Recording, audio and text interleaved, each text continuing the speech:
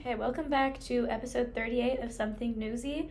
My name's Riley, and I'm here with Xamara, Nicole, and Frankie, and today we'll be talking about human trafficking. Who would like to start us off? Nicole? Alrighty, so living in San Diego, it's definitely a fear for me when I'm getting into my car after leaving the store or something. I'm constantly checking for things that a sexual trafficker or human trafficker could be putting to try to get me. Are you guys constantly living in fear as well, living so close to the border, or is it kind of something that just doesn't really cross your mind? I would say for me, personally, I try not to think about it. And then sometimes it'll occur to me maybe not thinking about it will be, dangerous ultimately. And so I feel like it's definitely something that you need to be cognizant of, but also not really living in fear, because I don't think that that's healthy. Yeah, I think you're right. Living in fear isn't healthy, but I don't know if you guys have experienced anything like this, like a bill put in your windshield or a paper towel taped to your door. I've actually had something like that happen to me. Probably wasn't an actual sex trafficking, maybe just something random on my car, but I wouldn't say I'm living in fear, but it's definitely something that's on my mind constantly, and I do think that as females, you guys should be aware of your surroundings all the time too. Mm-hmm. Yeah, especially even being on social media, there's fake Instagram accounts about them recruiting models and constantly doing that, especially targeting young girls ages from 15 and below who just got on social media. I saw on TikTok the other day some lady who teaches self-defense to young girls and women showing a documentary of people pretending to be 15-year-old girls to catch predators and sex traffickers, and almost instantly, in with the first 20 minutes of their account being posted, they had hundreds of sex traffickers trying to get them. Whoa. Yeah. That's really interesting. I hadn't thought about the social media aspect of sex trafficking down here. Mm-hmm. I don't know about you guys, but it's so common for me to get random DMs from either sugar daddies or people looking for friends, and it has not crossed my mind once that could be someone trying to traffic me. So that's very interesting. Typically, I think it's just them trying to take my bank account information. Probably. But they're actually looking at your location too. Once you start DMing them, they can see your location and all of your codes, your account numbers, everything. So yeah. So just don't reply to sugar daddies, basically. Yeah. All right, so I have another question. I read online that children comprise 20% of all reported human trafficking cases. Me personally, I'm not from San Diego, and after discovering this news, I don't think it would be ideal for me to raise a family in San Diego. Is that something that crosses your guys' minds, or are you just we're far enough away from the border where you could raise a family happily here? I mean, I feel like you have to look at the statistics about wherever you want to raise That's a family. very true. Because yes. somewhere else it could be higher. I true. bet in Mexico or with Tijuana, it's probably even higher. Even coming from Seattle, it's super high. Yeah. I mean, people raise families all the time, but there's I always worked in the restaurant industry, and then going out to my car late at night, I park in a way to where when I walk up to my car, I can see underneath of it and everything that, just because, sex traffickers can be anywhere. And they're getting so much smarter. Exactly. Too. The same old methods, we're catching on to those. They're developing new ones. Yeah. So were any of you guys raised in San Diego?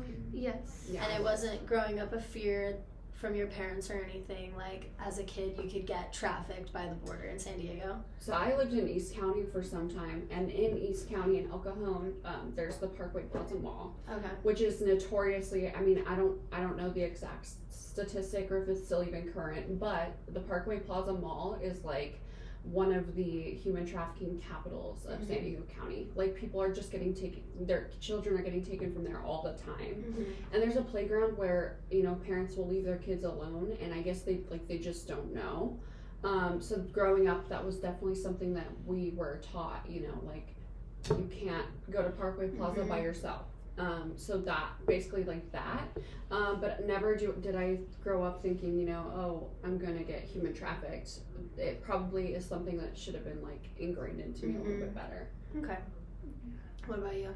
I was ingrained that I have to always carry pepper spray and any self-defense thing because of human trafficking. I live closer to the border than probably Frankie does. I live in Point Loma area, which is only 20 minutes away from the border. And then my boyfriend lived in Imperial Beach, which is right there. Yeah. So when I would go visit my boyfriend, when we first started dating, my dad would be like, instilled, like, be careful, like, they will take you in Imperial Beach. It's not safe down there. And I was never allowed to go to Parkway Plaza because of that. So you knew about it too. Yeah.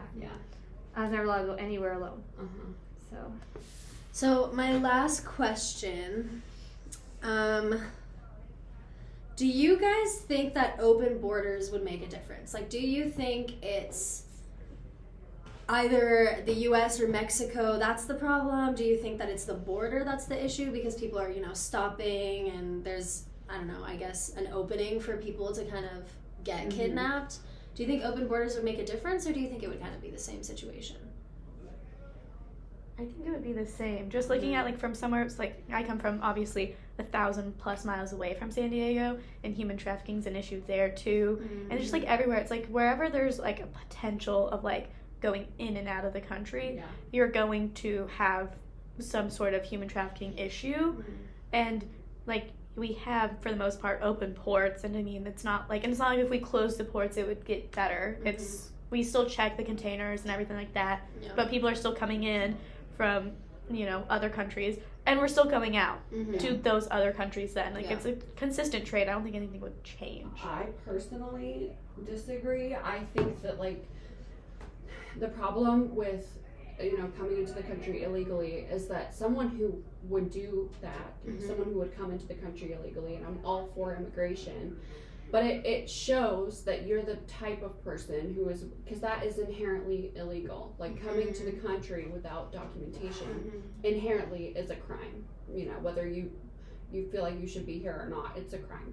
So those kind of people, to me, are the ones who are probably more likely to commit another crime, right? Like, whether it be drugs or human trafficking or even, something a little less nefarious. But I just feel like definitely border security is probably going to be a huge thing in human trafficking, stopping it or hindering it in any way, because also the other thing is that if we have, people crossing, and it's just anyone can come and go, you could have someone in your car, and they're not even checking their ID or, so I by no means do I think that having an open border would help human trafficking.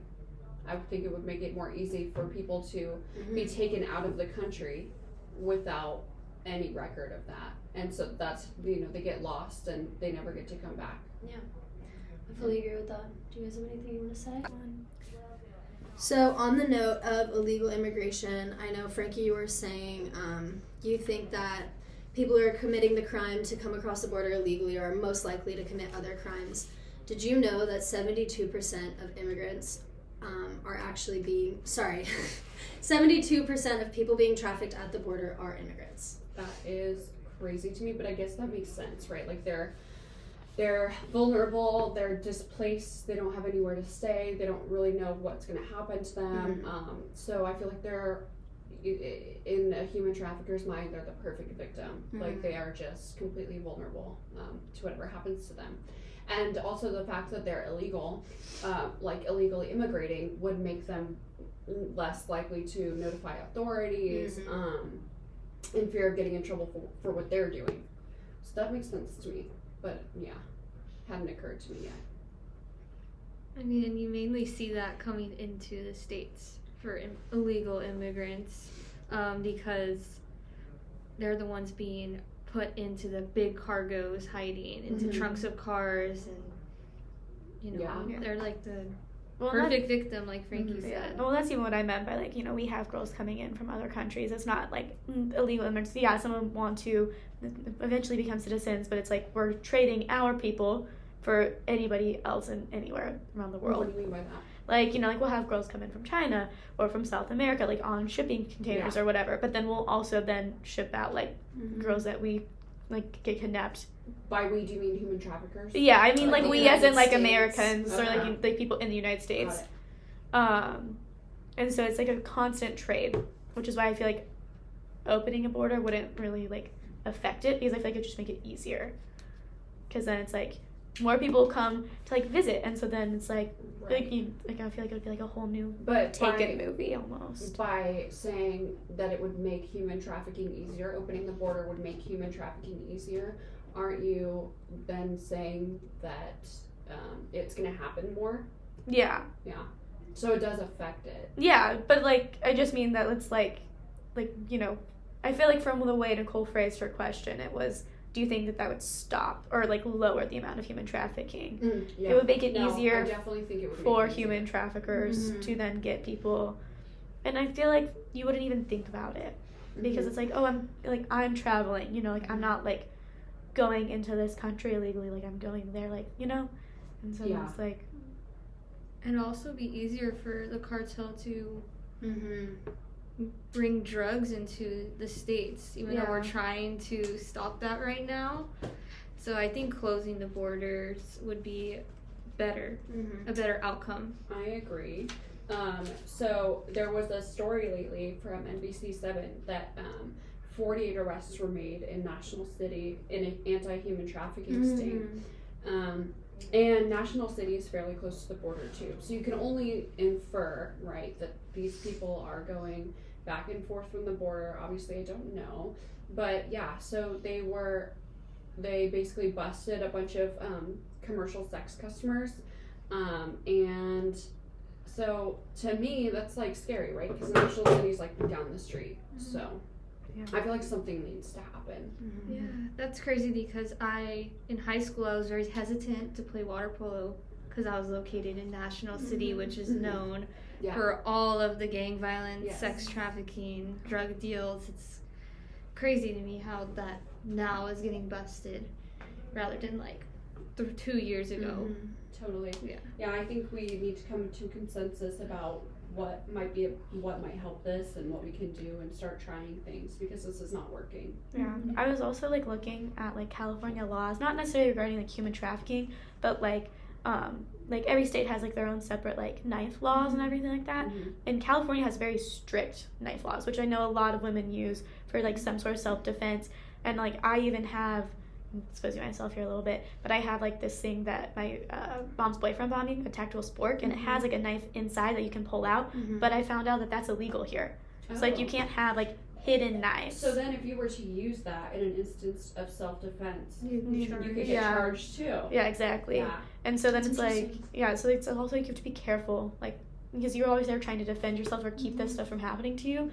But a lot of like this self-defense weapons or tools are illegal in states. So then it's also like you don't have like one blanket thing of like, oh, I can take this like a taser. Like some tasers like you can't have in certain states, and then it's like, well, when you're traveling, you also then have to think about what state you're going into, and then it's like a constant like there is no one universal tool for you to use. I think ultimately at the end of the day, people, women in particular, young women in particular, need to have some sort of defense mechanism when they're out in public, and just familiarize yourself with the laws and what you can bring to the airport. I got my pepper spray taken away at an airport. So just like familiarize yourself with the different sorts of self-defense tools and make sure you have one. I mean, this is not a city to not have one, so that's all we can do.